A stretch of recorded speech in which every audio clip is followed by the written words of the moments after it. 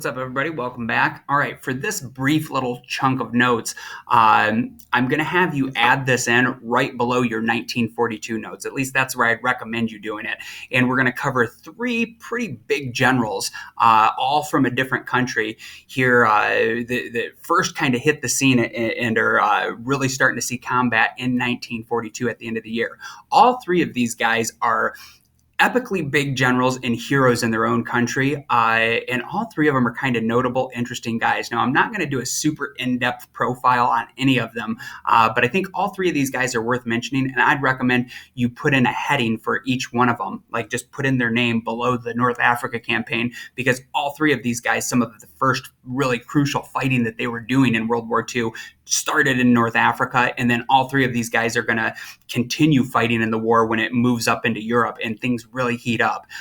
First guy I want to hit, and he's going to piggyback into like the journal that we're doing today, and I'm going to show you a speech that is actually a speech he gave, but it's an actor doing it in a movie that was made about him. But it really is like the exact speech that one of the speeches that General Patton had given to his men. He is a super intense dude. His name is he's General George S. Patton, an epically big American hero. Very interesting guy. He goes down as one of the best American generals from World War II. Now, he's not our highest ranking general. He's actually like a field general that goes out there and commands troops. And he was the kind of guy, like a lot of generals you'll think of, and if you know anything about war, a lot of them they're sitting back in the office. They're looking at maps and they're crunching numbers, and you need to do that too and keep your army supplied. There are some generals that are kind of paper pushers and whatnot. That's not General Patton. He's out there in the front lines. He's with his men. A super intense guy. His nickname was Old Blood and Guts. And actually, both of my grandpas are World War II veterans. One of my grandpas was in the airborne. He was in a B-17 bomber. I'm going to tell some of his stories in one of the upcoming lessons when we start covering the air war that really heats up in 1943. My other grandpa who passed away about 10 years ago, he was in the Army. Now, he didn't fight in North Africa, where Patton first started seeing combat, but he did join Patton's army later in the war as he was fighting through France and on into Germany. My grandpa would always tell some old war stories. Some veterans don't like to share those stories. Some are pretty open about it. My grandpa Stan, Grandpa Taluki, was pretty open about his stories. Now, he didn't personally know General Patton, but he did see him from time to time, and he knew of him, and all of his soldiers definitely knew who this guy was. There's a couple really big American generals from World War II, and he is, I don't know if you could say one is like our best general or the most well-known, but Patton is definitely on the short list of all-time famous American generals, and he's for sure up there for the list of big World War II generals. Now, how he got his nickname, Old Blood and Guts. Patton was known, and this would be something you could put in there about him, he had super aggressive tactics where a lot of generals want to push ahead and then they wait for reinforcements to come up and they fortify and they're making very smart, sound, strategic decisions. That wasn't Patton. He's a good general, but he's also a risk taker, and he was always trying to punch ahead. He was very good at using the heavy armor, using his tanks effectively. He was a young lieutenant in World War I, and he saw tanks for the first time, I think, in 1917. He was over there really early with the American Army, right as we were getting in the fight, and he started to learn lessons back 20 years before in the First World War, and he in the time period between the wars, he realized that, man, tanks are going to become a super important tool, and nobody was using them effectively in World War I. Well, everybody figures out all sides have at least one general that knows how to use tanks by World War II, and Patton is probably the American guy that best knows how to use them. So the nickname Old Blood and Guts, the soldiers would always say, my grandpa told me this firsthand, and you can go look it up. A lot of soldiers will talk and tell stories about him, that he got the nickname Old Blood and Guts because the joke was amongst the soldiers that it's our blood in his guts, that basically he's a really gutsy general, and because he was so gutsy and always pushing ahead and really keeping the enemy kind of off balance and doing these super aggressive tactics, often his units had some of the highest casualties.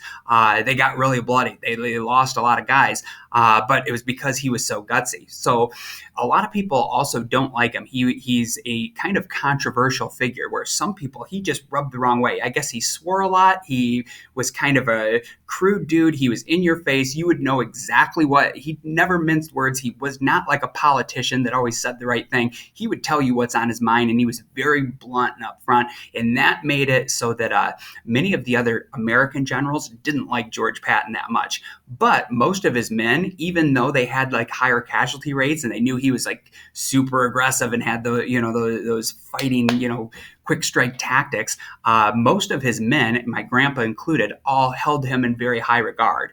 He was definitely kind of like, he regarded himself as a soldier's general. And he said, I speak like the common soldier. I'm down there. I get in the muck and trenches with them. And he's like, I can relate to those guys. And I think from what I know of it, that's pretty true. So kind of a controversial guy. We're going to do a little bit more on him, and the journal today is going to tie into the speech and a little more commentary that I'm going to give you on him. Now, Bernard Montgomery, he is probably the most well-known and top British general from World War II.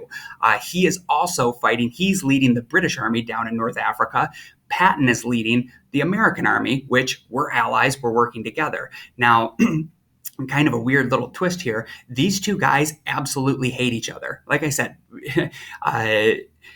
Patton could be kind of crude and in your face, and he wasn't much of a diplomat. Well, Montgomery's kind of the opposite. He is a very refined guy. He's very British, you know what I mean? And he speaks properly, and he's no cursing or anything like that. Well, these two they're like oil and water. They just don't mix well, and they end up becoming big rivals, which in some ways kind of works to our advantage. Both of them were tactically outstanding generals, and both of them, like the Germans, for what this is worth, the Germans definitely regard Montgomery as the best British general. He was the first one to get any victories over the German army. So honestly, Montgomery is probably the only British general that the Germans kind of respect. And then Patton, the Germans always considered him our best general, for what that's worth. But that's what the enemy was thinking, that he was our best guy. Well, these two end up hating each other. They often get in races where it's like they're trying to capture a town, and where you think like two armies that are on the same side would be working together and really communicating, they would kind of stab each other in the back, and they would both do things to undermine the other guy, and they both wanted to get the glory. They both wanted to have their army get in there and capture this key town or this hilltop first, and that just both of them drive the other one nuts. So these guys, I guess, kind of sort of have a semi-productive rivalry going on, but they in real life genuinely didn't like each other. But they had to put that aside, and regardless, they're still on the same team, and both of them answer to a guy we haven't covered yet called Dwight Eisenhower, who eventually becomes an American president, but he is going to be the supreme Allied commander. So he is essentially the top general for the American and British forces. Both of these guys would have had to answer to him, and often both of these guys at times in the war got in trouble for doing kind of petty things where they were duking it out with each other, and they would get in trouble with Eisenhower, and he'd kind of yank their leash. All right, now on to the German guy. This guy's name, and I think he looks like the epitome of a German soldier from World War II, with that strong kind of chiseled chin and everything. His name is Field Marshal Erwin Rommel. Now, you first notice he's not a general. He basically is, though. The Germans had generals too, but then their top rank in the German army was to be a field marshal. That was like a very prestigious thing that Hitler had kind of brought back from like old times. So if you were a field marshal, that was kind of like above a general. Like think of it like a super general or something. He is often regarded as tactically probably one of the best German generals. He actually gets his start fighting. He goes down there and is fighting against Montgomery before America's in the war, trying to get through to the oiled fields in the Middle East. Now, he fails that, and Montgomery beats him, but he didn't have a huge army. He did the best he could with a smaller force. He gets nicknamed the Desert Fox because he was very sly like a fox, I guess, and he also was really good at using his tanks and heavy armor, and was a strategically super smart general. Maybe the best German general. Like I said, some of that's subjective. It's hard to say any one general is the best because you could listen to different historians and experts, and different ones will give you different answers. But he is for sure on the short list of the absolute best German generals from World War II. All three of these guys I mentioned, they were all World War I veterans as well. And then on this one, I put in there the good Nazi. That kind of sounds like an oxymoron. Like, could there possibly be a good Nazi? Because we think of Nazism as totally evil. Let me expand on that a little bit. What I mean by that is he does wear the Nazi uniform, this guy Erwin Rommel, but he's not really a Nazi. Actually, he actually hated the Nazi Party. He for a long time resisted becoming a member. He doesn't agree with the ideology. He thinks that like the persecuting the Jews, that's like disgraceful. He doesn't agree with it.